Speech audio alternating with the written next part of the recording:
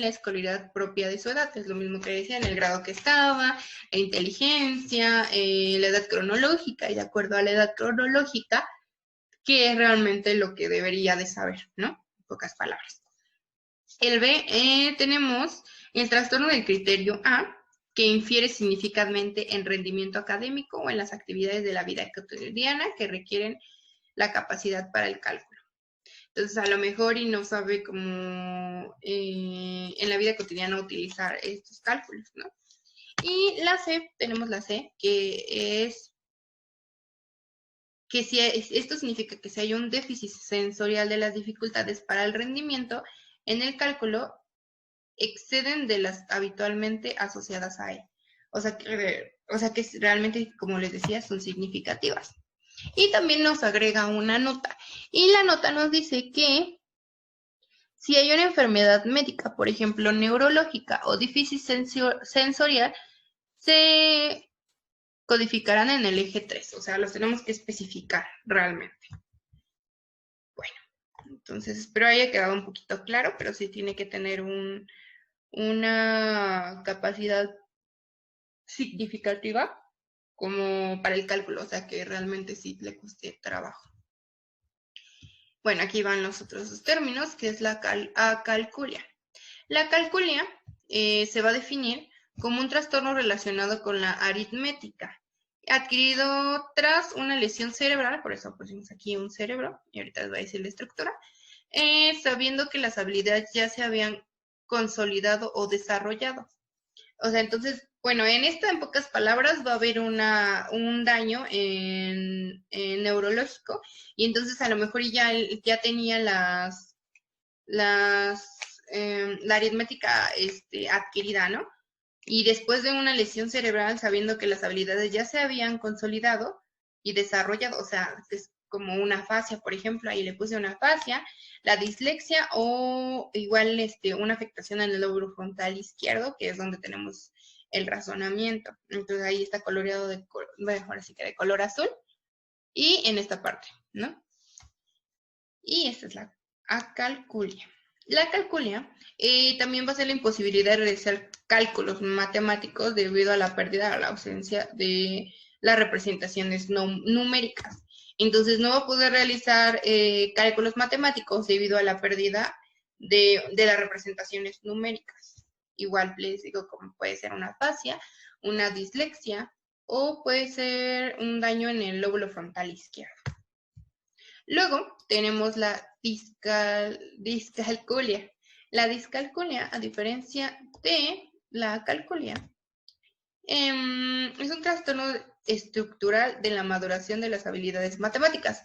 En esto va a haber un daño neurológico. Se llegan a confundir muchas de las veces estos dos términos, pero bueno. Los trastornos de va a ser la discalculia, es el trastorno estructural de la maduración de las habilidades matemáticas. O sea, en esta no va a haber una correcta maduración de las habilidades matemáticas que debería de tener. Entonces, en esto van a ser niños que se manifestarían por la comisión de errores variados en la comprensión de los números. Eso también puede ser por la dislexia, no sé, que de repente escriban como el número al revés o cosas aquí, ¿no? Así, por ejemplo, aquí, 1, 9, 3, 8, 5, así, ¿no? Como está en la imagen que representa a la niña que está abajo, ¿no? Entonces, los niños que se manifestarían por la comisión de los errores variados o de la comprensión de los números, habilidades de conteo, habilidades computacionales y solución de problemas verbales. En esta tenemos varios, ¿no? O sea, bueno, varios subtipos, se podría decir así. La primera va a ser la discalculia verbal. En esta, la discalculia verbal, como aquí dijimos, ¿no? Que también tenía habilidades de conteo y solución de problemas verbales, entonces por eso verbales. Entonces, tenemos primero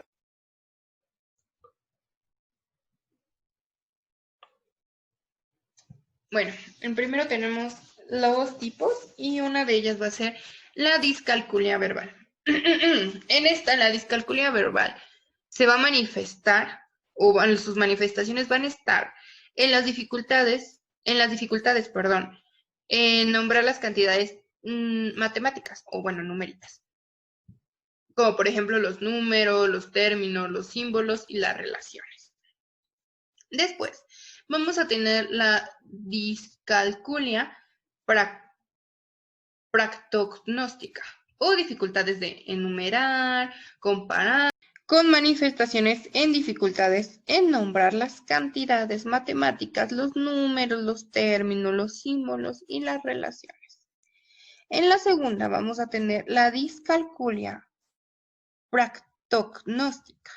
Esto tiene que ver con las dificultades para enumerar, para comparar, para manipular reales o en imágenes, objetos matemáticamente. Entonces ahí tenemos como una imagen que representa un poco. La discalculia lexical. Esta tiene que ver con, obviamente, como dice su nombre, con el léxico, entonces va a ser las dificultades de la lectura de símbolos matemáticos.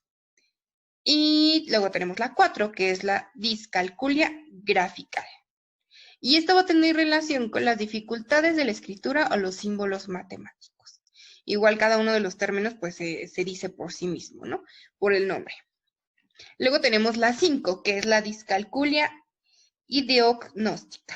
O dificultades, bueno, van a ser dificultades en hacer operaciones mentales y en la comprensión de conceptos matemáticos. Luego tenemos la número 6, que son la discalculia operacional en relación con las dificultades en la ejecución de las operaciones y el cálculo numérico.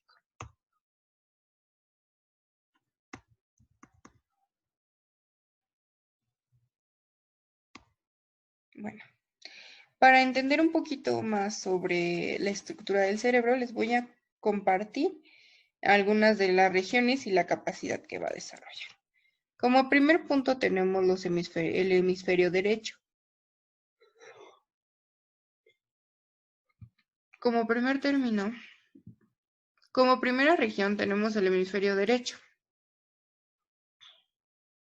Esta se va a encargar de la organización visoespacial, disculpe.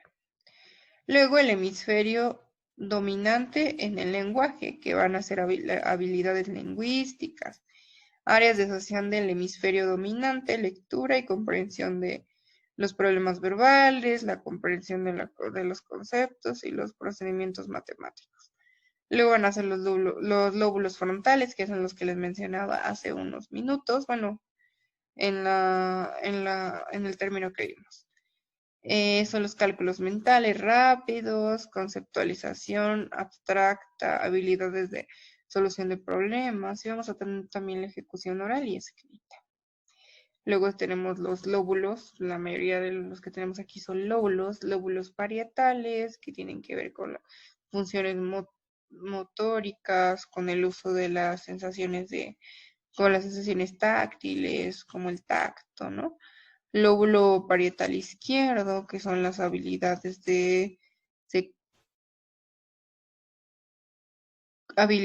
secuenciación. Y luego tenemos los lóbulos occipitales, los temporales, el temporal dominante, que van a ser la diserción visual de los símbolos matemáticos escritos. Tenemos la percepción auditiva, memoria verbal a largo plazo, que es lo mismo para lo que les decía de recordar o la dificultad que tienen para recordar los números. La memoria de series, hechos matemáticos básicos y así. Entonces, ¿qué tenemos más? Y entonces, pues eso sería la explicación de la conceptualización para poder pasar al siguiente tema.